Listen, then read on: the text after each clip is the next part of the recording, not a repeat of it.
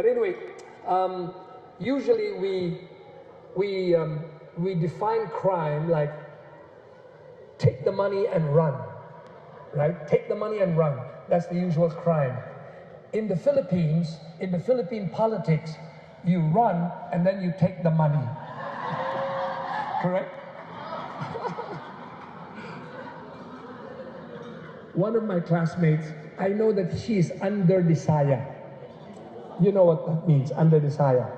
And I would always tease him. Sabi niya, no, of course not. He said, the other day, my wife came on her hands and on her knees. Oh, really? What did she say? She said, will you come out from under the bed and fight like a man?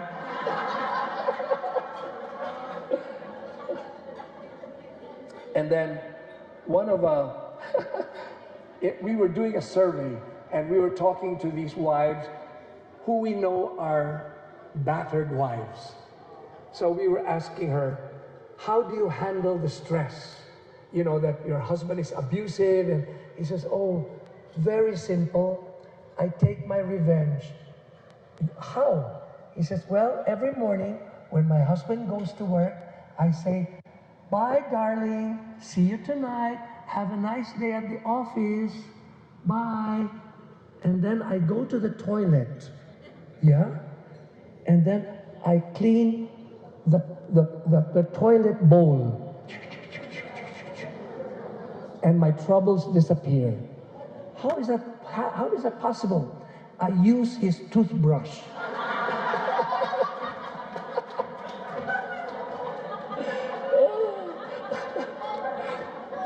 Okay, husbands, be careful. Keep your toothbrushes before you go to work. On my way back to the stage, I want to tell you a little story.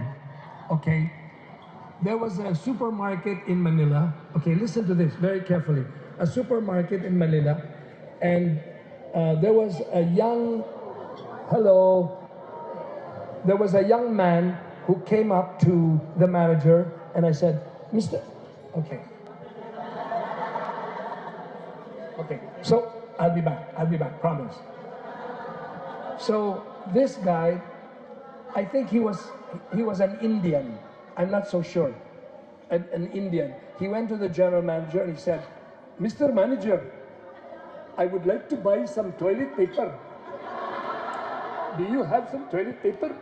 And the general manager said, yes, as a matter of fact, we have 3 lanes of toilet paper.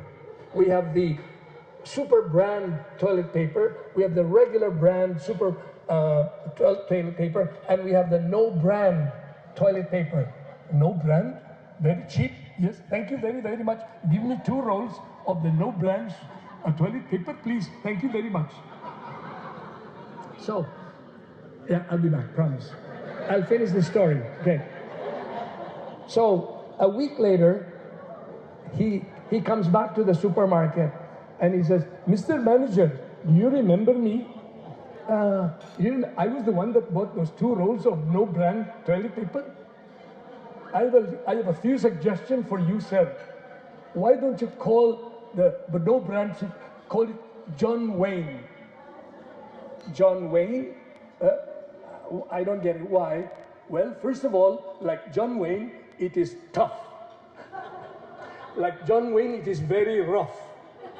And like John Wayne, it takes no shit from Indians. Okay, I'm going back now. I promise, I'll go down again.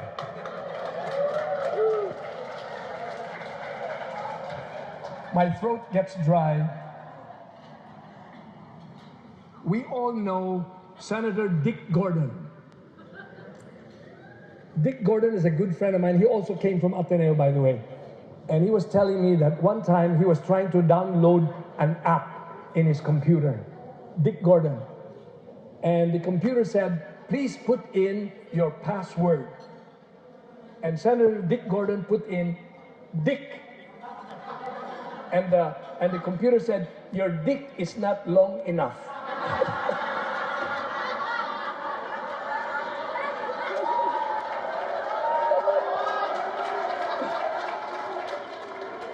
You remember we had a a president whom we admired, and I remember he would walk like this. Remember? So I asked him one day, Mr. President, what? Yeah, Mr. President, why do you walk like that? Eh kasi sabi ng doktor, mataas ang kolesterol, kaya iwasan ang itlog.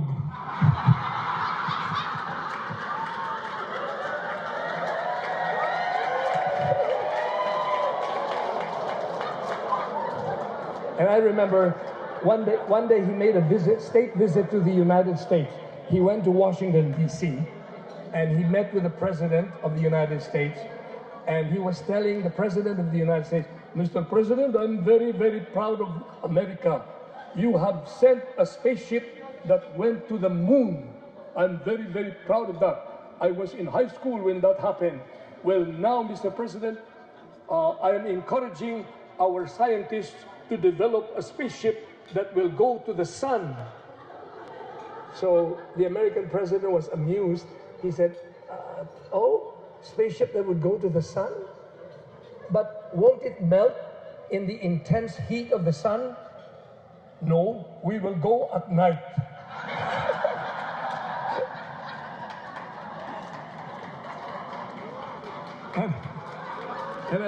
Not to put him down, but his economic advisors were telling him, Mr. President, the greatest problem that we have in the Philippines is poverty.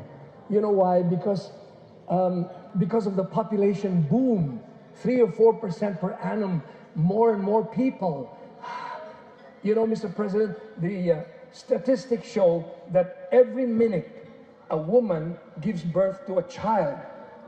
What? A woman gives birth to a child every minute? We must find that woman. Anyway, back to the love songs that I have written. Actually, ladies and gentlemen, my main source of inspiration in my life, and as I told you, I've been writing songs now since 1965.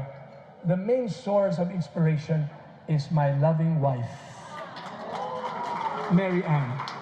Honey, please rise.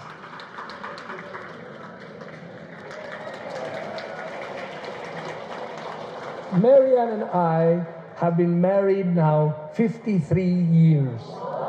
Yes. We are each other's best friend. Yeah. And we have been blessed with 5 wonderful children, the eldest of whom is with us here. Let me introduce Miss Lisa Chan Parpan.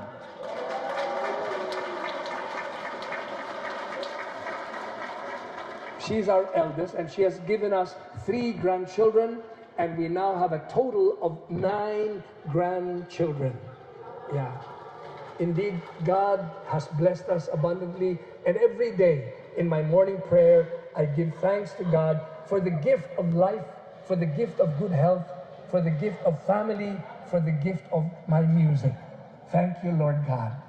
Anyway, this next song I wrote when we were living in the United States. As a background, between 1975 and 1986, we were living in New York, where I was running a small trading company.